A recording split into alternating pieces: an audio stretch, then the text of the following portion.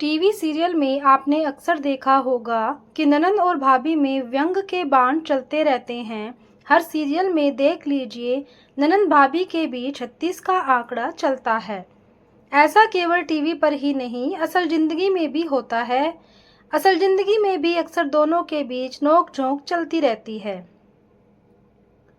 इसके पीछे एक बड़ी रोचक कहानी है।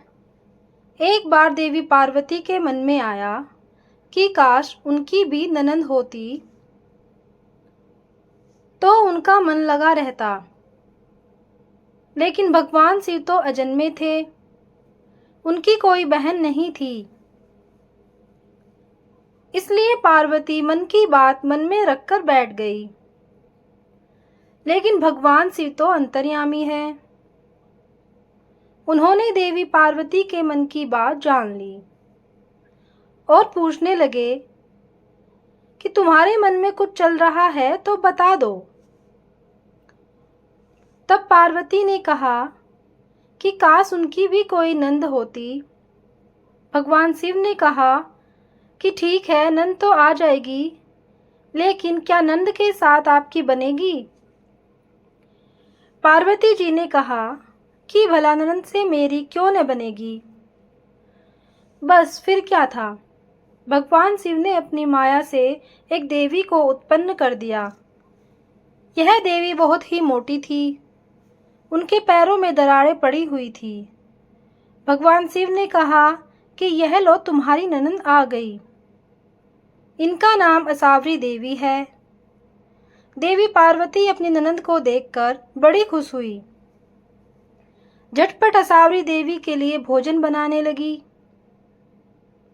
असावरी देवी स्नान करके आई और भोजन मांगने लगी। देवी पार्वती ने भोजन परोस दिया। जब असावरी देवी ने खाना शुरू किया तो पार्वती के भंडार में जो कुछ भी था सब खा गई। देवी पार्वती और महादेव के लिए कुछ भी नहीं बचा। इससे पार्वती दुखी हो गई। इसके बाद नरन रानी को अचानक मजाक सूझा और उन्होंने अपने पैरों की दरारों में पार्वती जी को छुपा लिया। पार्वती जी का दम घुटने लगा।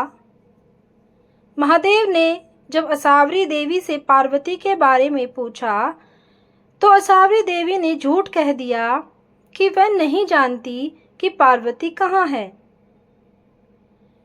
देवी पार्वती का गुस्सा 7वें आसमान पर पहुंच गया।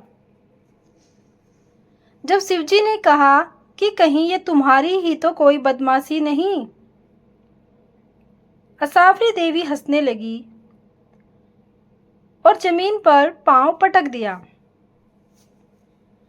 इससे पैर की दरारों में दबी देवी पार्वती बाहर आ गई। देवी पार्वती ने भगवान शिव से कहा कि कृपया ननंद को जल्दी से ससुराल भेजने की कृपा करें। मुझसे बड़ी भूल हुई कि मैंने ननंद की चाह की। भगवान शिव ने असावरी देवी को कैलाश से विदा कर दिया। लेकिन इस घटना के बाद से ननंद और भाभी के बीच नोक-झोंक का सिलसिला शुरू हो गया। यह है एक सच्ची कहानी। आपको कैसी लगी कमेंट करके ज़रूर बताना और एक लाइक और चैनल को सब्सक्राइब ज़रूर करना। धन्यवाद।